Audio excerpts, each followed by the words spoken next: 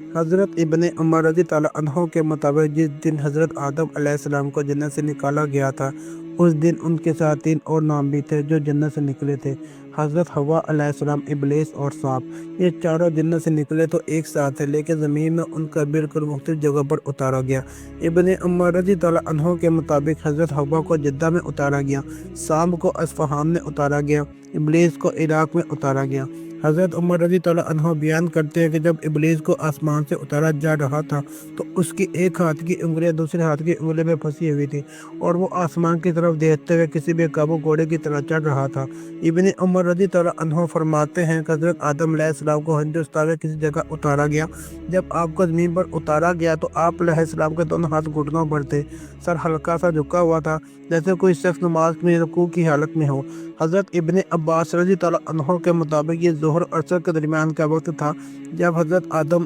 علیہ السلام زمین پر اترے۔ آپ علیہ السلام کو ہندوستان کے ایک ایسے پہاڑ پر اتارا گیا جسے عربی میں جبل نوط کہا جاتا ہے۔